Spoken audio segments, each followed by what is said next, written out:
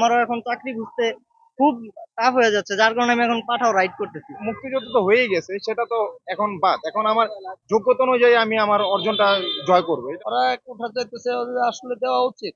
চাকরি এত লেখাপড়া করে একে বাদাম বেচবো না আজকে? 250-টিরও বেশি ডিজাইন অপশন নিয়ে ওয়ালটন স্মার্ট ফ্রিজ, বোঝে আপনার প্রয়োজন।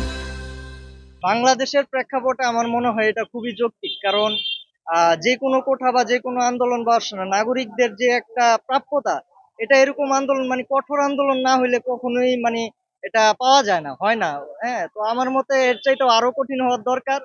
কারণ আমিও একজন স্টুডেন্ট, আমি সদ্য ডিগ্রি পাশ করা, আমারও এখন চাকরি খুঁজতে খুব টাফ হয়ে যাচ্ছে, যার কারণে আমি এখন পাঠাও রাইড করতেছি। তো এখন বিষয় হচ্ছে পরিস্থিতি এরকম যে আপনার চাকরির বাজার খুবই খারাপ। তার মধ্যে আপনি যদি কোঠা দিয়েই অর্ধেক ফিল আপ করে দেন, তাহলে যারা সদ্য পাশ করা বা যারা স্টুডেন্ট থেকে বের হয়ে আসতেছে, তাদের ফিউচারটা কি? যেরকম আমার ফিউচার আমি দেখতেছি ব্ল্যাঙ্ক, আমার সামনে কোনো গতি নেই। আমার এখন জীবন চালানোর জন্য কোনো না কোনো ভাবে ওয়েতে আমার কাজ করতেই হবে।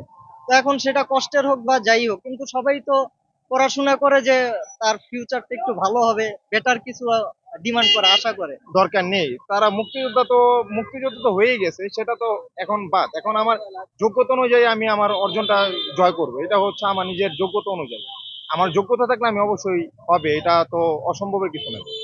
আর যোগ্যতা নাই, আমি ভার্সিটিতে পড়ি, আমি ছাত্রলীগ করি, আমি এটা হই, এগুলো তো আসলেই খুব খারাপ জিনিস। ভাবনার কিছুই নাই আসলেই। ওদের কোঠা আন্দোলন করতেছে, ওরা আসলে একটা কিছু পাওয়ার জন্যই করতেছে।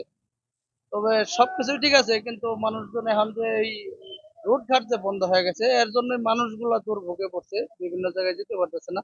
এটাই সমস্যা, আর আমি আর কোন সমস্যা দেখতেছি? তার সাথে একমত, ওরা স্টুডেন্ট, ওরা কোঠা চাইতেছে, ওদের আসলে দেওয়া উচিত। মনে করেন একটা ছেলে লেখাপড়া করলো, ওর যদি চাকরিটা না হয়, তো তো একটা জিনিস করবোই। লেখাপড়া করিয়া মনে করেন প্রতিবন্ধীর জন্য কোটা আছে, মুক্তিযুদ্ধের জন্য কোটা আছে, এমপি মন্ত্রীর কোটা আছে, ওদের কোটা নাই। তো ও চাকরি এত লেখাপড়া করে একে বাদাম বেচবো না আজকে? রাস্তা রাস্তা করবো না? এই জন্য তো ওর আন্দোলন যুক্তি আছে, ও তো অযুক্তি কথা বলে না।